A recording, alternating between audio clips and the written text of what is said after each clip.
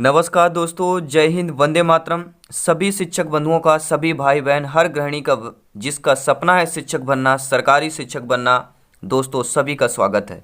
दोस्तों बात करेंगे, आपको पता है इस क्लास में डेली क्लासेज आपकी इस टाइम पर मैथ्स पेडागोजी की क्लास होती है और एक क्लास नंबर 11th क्लास है। दोस्तों अभी तक हमने 10th क्लास कंप्लीट कर लिया है और प्रत्येक क्लास में 15 बेहतरीन लाजवाब प्रश्न होते हैं जो शिक्षक भर्ती में पूछे गए प्रश्न होते हैं या आपके संभावित प्रश्न होते हैं। तो यानी कि 150 क्वेश्चन हमने कंप्लीट कर लिया है।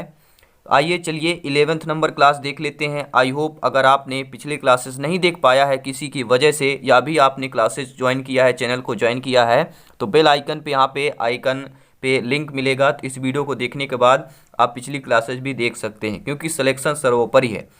तो चलिए दोस्तों, सिलेक्शन पाने के लिए कम से कम एक बार तो वीडियो अवश्य देखें, इतना समय निकालें। पहला प्रश्न आ चुका है दोस्तों, स्क्रीन पर प्रश्न है और देख लेते हैं प्रश्न क्या पूछा जा रहा है। प्रश्न लाजवाब है। उपचारात्मक शिक्षण आवश्यक होता है। दोस्तों जो उपचारात्मक शिक्षण है यह मंद बुद्धि बच्चों के लिए आवश्यक होता है, पिछड़े बच्चों के लिए, प्रतिभाशाली बच्चों के लिए, या इन सभी के लिए होता है।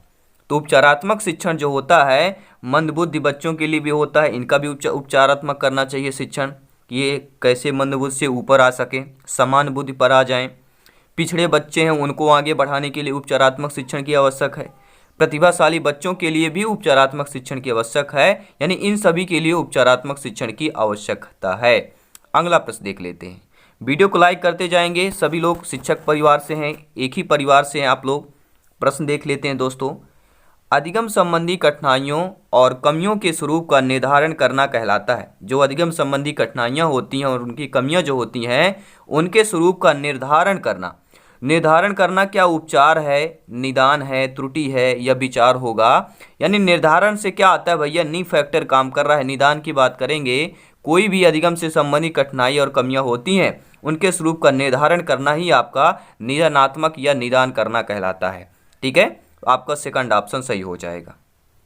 आइए देख लेते हैं अगला प्रश्न क्या पूछा जा रहा है। निदानात्मक परीक्षण का उद्देश्य है। जो निदानात्मक परीक्षण होता है इसका उद्देश्य क्या होता है?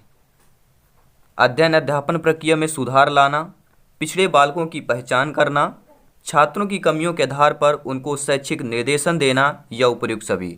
दोस्तों आप लोग सभी लोग भावी अध्यापक अध्यापिकाएं हैं।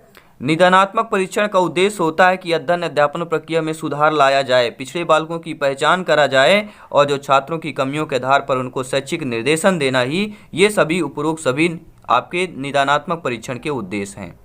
अगला प्रश्न आ चुका है। इसके पहले कि प्रश्न को हम स्टार्ट करें, वीडियो को लाइक कर दीजिएगा। हर भाई बहन, हर गृहिणी यहाँ पे वीडियो को लाइक करेंगे क्योंकि आपका अपना परिवार है। सपोर्ट कीजिए, एक छोटा सा प्यारा सा कमेंट फीडबैक जरूर दीजिए। और यहाँ पर आप लोग भी स्कोर बता सकते हैं कि आप लोग 15 में से कितना स्कोर कर रहे हैं। जी हाँ, क्या क्रैक करने की तैयारी चल रही है?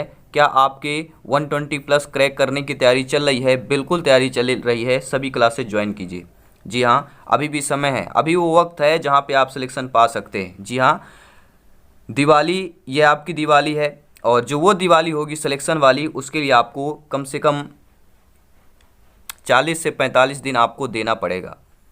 तो निदानात्मक परीक्षण का महत्व क्या होता है? निर्देशन होता है शिक्षण में या उपचारात्मक शिक्षण की व्यवस्था करने में, या इन सभी में।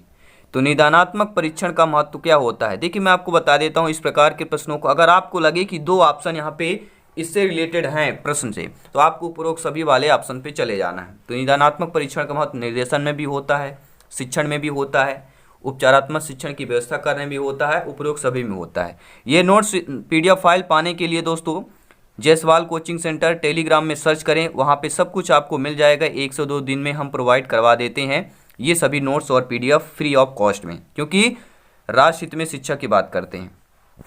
प्रश्न आ चुका है। कक्षा में छात्रों को गणित विषय के प्रति प्रेरित करने के लिए किन बातों को ध्यान रखना चाहिए? क्योंकि आप लोग शिक्षक हैं, अध्यापक बनने जा रहे हैं, अध्यापिका बनने जा रहे हैं, शिक्षिका बनने जा रहे हैं। तो कक्षा में जो छात्रों को गणित विषय के प्रति प्रेरित करना हो तो आपको किन बातों का ध्यान रखना चाहिए?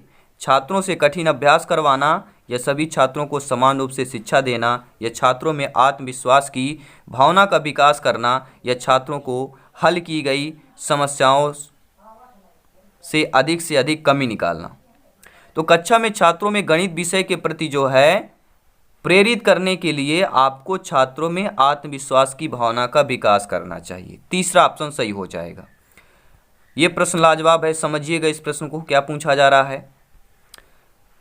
कक्षा 7 के छात्रों में गणित विषय के प्रति रुचि पैदा करने के लिए शिक्षक को कौन सा तरीका अपनाना चाहिए। बालक कक्षा 7 का है और गणित विषय के प्रति रुचि पैदा करना है, तो आप शिक्षक शिक्षिका होने के नाते आप कौन सा तरीका अपनाएंगे।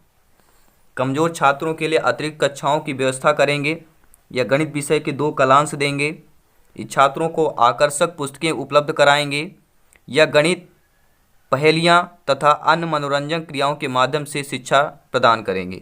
तो सभी लोग फोर्थ ऑप्शन में जाएंगे, क्योंकि गणित विषय की जब भी बात की जाती है तो पहेलियाँ तथा अन्य मनोरंजन क्रियाओं के माध्यम से शिक्षण प्रदान करना सबसे उपयुक्त माना जाएगा और यह रुचि होगी बच्चों के प्रति, गणित विषय के प्रति रुचि पैदा करने के लिए सबसे अच्छा तरीका है। ठीक है, कि पहेलियाँ तथा मनोरंजन क्रियाओं के माध्यम से शिक्षण प्रदान करें। चलिए अगला प्रश्न देख लेते हैं क्या पूछा जा रहा है। प्रश्न स्क्रीन पर आ चुका है, वीडियो को लाइक कर दीजिएगा, प्रश्न स्क्रीन पर आ जाएगा। गणित शिक्षण की आगमन विधि में किस शिक्षण सूत्र का प्रयोग नहीं किया जाता है। बेहतरीन लाजवाब प्रश्न, सिलेक्टेड प्रश्न, सिलेक्शन वाला प्रश्न है दोस्तों। गणित शिक्षण की आगमन विधि की बात कर रहे हैं। जो गणित शिक्षण में आपकी आगमन विधि है, इसमें किस शिक्षण सूत्र का प्रयोग नहीं किया जाता। देखिए आगमन विधि मतलब क्या होता है, पहले उदाहरण बाद में नियम बताना, यानी विशिष्ट से सामान्य की ओर चलना, स्थूल से सूक्ष्म की ओर चलना, ज्ञात से अज्ञात की ओर चलना, ये होता है क्या है, आगमन विधि के शिक्षण सूत्र है। लेकिन यह नियम से उदाहरण की ओर चलना यह आगमन विधि का शिक्षण सूत्र नहीं है। सभी लोग जानते हैं नियम से उदाहरण यानी कि निगमन आपके विधि के शिक्षण सूत्र हो जाएगा। ठीक है, चलिए अगला प्रश्न देख लेते हैं क्या दिया गया है। मापन का सर्वाधिक विश्वसनीय स्केल कौन सा है। अनुपात है, क्रमिक है, अंतराल है, शाब्दिक है, क्या है दोस्तों। तो मापन का सर्वाधिक विश्वसनीय स्केल आपका रेटियो ही होता है, अनुपात ही होता है। ठीक है, सर्वाधिक विश्वसनीय स्केल आपका अनुपात यानी रेटियो होता है। चलिए अगला प्रश्न आ चुका है, स्क्रीन पर है। प्रश्न स्क्रीन पर आते चलेंगे और आप सिलेक्शन बिल्कुल मिलेगा, आपको सिलेक्शन भी मिलेगा क्योंकि प्रश्न लाजवाब हैं और यही प्रश्न आना है तो सिलेक्शन 100% श्योर एंड प्योर है दोस्तों, क्योंकि शिक्षा ही राष्ट्र हित में शिक्षा और शिक्षा ही सब कुछ सभी लोग जानते हैं। मूल्यांकन का निकटतम संबंध होता है। जी हाँ दोस्तों, शिक्षा ही प्रकाश है। जय हिंद दोस्तों, सभी मित्रों को बताएंगे इस प्रश्न का उत्तर। जरा थोड़ा सा माइंड में प्रेशर डालिए और बताइए कि मूल्यांकन का निकटतम संबंध होता है किससे होता है। मूल्यांकन की बात कर रहे हैं दोस्तों, मूल्यांकन का निकटतम संबंध विषय वस्तु से होता है, मूल्यांकन प्रविधियों से होता है, उद्देश्यों से होता है, सीखने की क्रियाओं से होता है। मूल्यांकन का निकटतम संबंध किससे होता है, कितने होता है भैया। विषय वस्तु तो हो नहीं सकता, ना ही मूल्यांकन प्रविधियों से होगा, क्योंकि निकटतम संबंध तो निकटतम संबंध होता है उद्देश्यों से होता है, क्योंकि उसका उद्देश्य क्या है। मूल्यांकन का निकटतम संबंध होता है उद्देश्यों से होता है। तीसरा ऑप्शन सही हो जाएगा। अगला प्रश्न लाजवाब है। ये प्रश्न आपके प्रत्येक काफ़ी बार यानी कि रिपीट हुआ है प्रश्न शिक्षक भर्ती में। टीटी की बात करेंगे कि खोज विधि का प्रतिपादन किसने किया था। खोज विधि का प्रतिपादन किसने किया था। Professor Armstrong, Kilpatrick, John Dewey, BF Skinner. किसने किया था। स्किनर का पूरा नाम बीएफ स्किनर है दोस्तों। जी हाँ, तो खोज विधि के प्रतिपादन आपके प्रोफेसर आर्मस्ट्रांग ने किया था। पहला ऑप्शन सही हो जाएगा।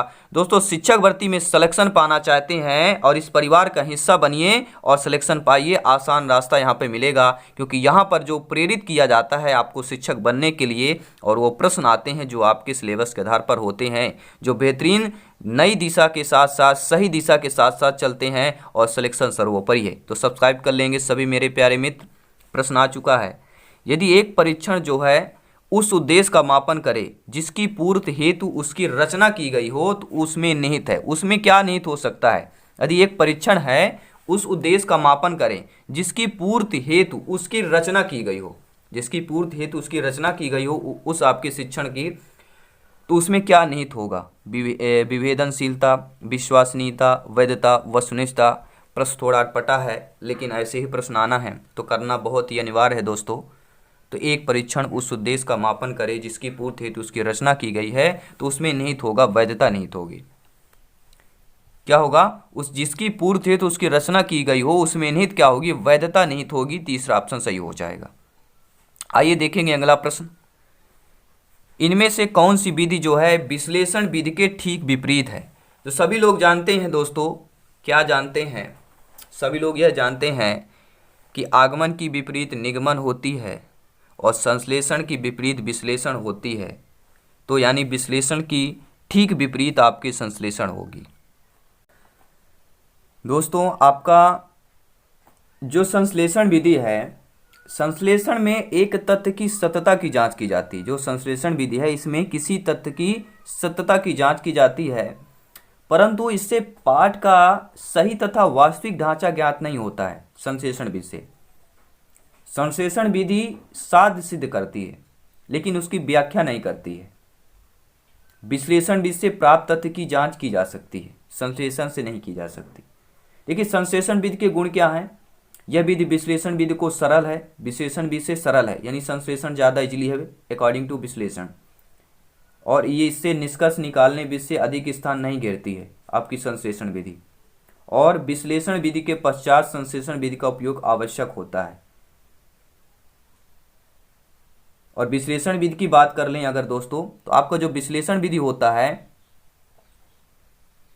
किसी समस्या को छोटे छोटे भागों में विभाजित करके उसका अध्ययन करा जाता है। मैंने विश्लेषण का बताया ना, विश्लेषण मतलब क्या होता है, छोटे छोटे भागों में। ठीक है, माने कोई एक बड़ी चीज़ है उसको पार्ट वाइज में डिवाइड कर दो, पार्ट वाइज में डिवाइड कर दो। ठीक है, पार्ट वाइज में हमने डिवाइड कर दिया, तो ये क्या होता है विश्लेषण विधि। विश्लेषण विधि को पार्ट वाइज में डिवाइड कर दिया, आसान होता है पढ़ने में। लेकिन संश्लेषण क्या होता है, संश्लेषण ठीक इसके विपरीत होता है। संश्लेषण मतलब क्या होता है, आपको पहले ही पार्ट वाइज दिया गया है, 4 ऑप्शन ऑब्जेक्टिव दिए गए हैं, इनमें से एक ही चूज करना है। तो आप लोग समझ सकते हैं इनका सभी संश्लेषण। ठीक है, तो संश्लेषण करना यानी इकट्ठा करना, यहाँ से खोज करके वहाँ खोजा, यहाँ खोजा, उनको सब इकट्ठा करना, ये होता है संश्लेषण। और विश्लेषण मतलब क्या होता है, छोटी चीज को टुकड़ों में बांट देना और उसको पढ़ना, वह विश्लेषण हो जाएगा। चलिए देखेंगे अगला प्रश्न क्या दिया गया है। उदाहरण, निरीक्षण, नियमीकरण तथा परीक्षण किस विधि के पद है दोस्तों। उदाहरण, निरीक्षण, नियमीकरण तथा परीक्षण, ये 4 जो विधियां हैं किसके पद हैं। निगमन है, खोज है, आगमन है, प्रयोगशाला है। तो मैंने बताया था भैया, जब भी पहला ऑप्शन उदाहरण आ जाए तो आपको आगमन पे जाना है। उदाहरण, निरीक्षण, नियमीकरण तथा परीक्षण किस विधि के पद हैं, तो ये आपके आगमन विधि के पद हैं। अगला प्रश्न देख लेते हैं। आगमन विधि के बारे में हम बता देते हैं दोस्तों। आगमन विधि जो होता है आपका इंडक्टिव मेथड जो होता है, यह अनुप्रेरण पर आधारित होता है और इस विधि में विशेष तथ्यों या उदाहरणों की सहायता से आपके जो समान नियम होते हैं उनका निष्कासन छात्रों से करवाया जाता है। आगमन विधि, ठीक है, इसमें एक आपका कथन भी है, लेंडल ने इस विधि को स्पष्ट करते हुए लिखा है, जब कभी हम बालकों के समक्ष बहुत से तथ्य जो उदाहरण या वस्तुएं प्रस्तुत करते हैं और फिर उनसे अपने स्वयं के निष्कर्ष निकलवाने का प्रयास करते हैं, तब हम शिक्षण की आगमन विधि का प्रयोग करते हैं। ये आपके लेंडल का कहना है, लेंडल का कथन है। और अगला प्रश्न है कि करिकुलम शब्द की उत्पत्ति हुई है। ये बहुत बार शिक्षक भर्ती में पूछा गया दोस्तों। तो करिकुलम शब्द की उत्पत्ति आपके लैटिन भाषा से हुई है, सभी लोग नोट कर लेंगे। जी हाँ, पहला ऑप्शन सही हो जाएगा। अगला प्रश्न क्या पूछा जा रहा है, निगमन विधि के 4 पदों में से 3 हैं सिद्धांतों के ज्ञान, सिद्धांतों का प्रयोग, आंकड़ों के आधार पर परीक्षण, चौथा कौन सा है। देखिए निगमन विधि के 4 पद हैं जिनमें से 3 आपके दिए गए हैं, सिद्धांतों का ज्ञान, सिद्धांतों का प्रयोग और आंकड़ों के आधार पर परीक्षण, चौथा कौन सा होगा। निगमन विधि के 4 पदों में से 3 पद दिए गए हैं, चौथा पद आपको बताना है, वह चौथा पद कौन सा है दोस्तों। जी हाँ, चौथा पद कौन सा है, सिद्धांतों का ज्ञान, सिद्धांतों का प्रयोग, आंकड़ों के आधार पर परीक्षण। तो चौथा जो पद है वह है सिद्धांतों का पूर्ण सत्यापन। जी हाँ, सिद्धांतों का पहले ज्ञान, फिर उनका प्रयोग करना, फिर आंकड़ों के आधार पर परीक्षण करना, फिर इसके बाद उनका सिद्धांतों का पूर्ण सत्यापन करना। ठीक है, आपका दूसरा ऑप्शन सही हो जाएगा। दोस्तों मैं हमेशा कहता हूँ, हमेशा क्या है, एक बार सोचिए अपने आप से, अपनी मंजिल से भटक जाओगे तो कैसे जीत पाओगे, कामयाबी की उम्रें इश्क लड़ाओगे तो शिक्षक कैसे बन पाओगे। दोस्तों जय हिंद, वंदे मातरम। सभी मित्रों को एक बार दिल से सब कुछ एक बार मेहनत कीजिए और मेहनत करने के साथ साथ आप लोग सिलेक्शन पाएंगे, ये मेरा यकीन है, ये मेरा यकीन है। माँ सरस्वती से अभिनंदना है, प्रार्थना है दोस्तों, वो प्रार्थना कहीं खाली नहीं जाने वाली है, खाली नहीं जाने वाली है। आप लोग सभी लोग भावी अध्यापक अध्यापिकाएं हैं, सभी को नमन है दोस्तों। एक बार वीडियो को जितने मेरे भाई बहन सब्सक्राइब कर लिया है जरूर कर लेंगे, जिन्होंने कर लिया है बहुत बहुत धन्यवाद, जिन्होंने नहीं किया फिर भी कर लीजिए, क्योंकि आपका परिवार है, इस परिवार का हिस्सा बनिए, इस परिवार का नाम रोशन कीजिए, लाइक शेयर कीजिए और प्लेलिस्ट चेक कीजिए। सभी क्लासेज आपके एग्जाम पैटर्न पर हैं दोस्तों, क्योंकि हमारी इच्छा राष्ट्र हित में शिक्षा सर्वोपरि है, सिलेक्शन सर्वोपरि है। जय हिंद दोस्तों, मिलते हैं नेक्स्ट क्लास में। धन्यवाद सभी का।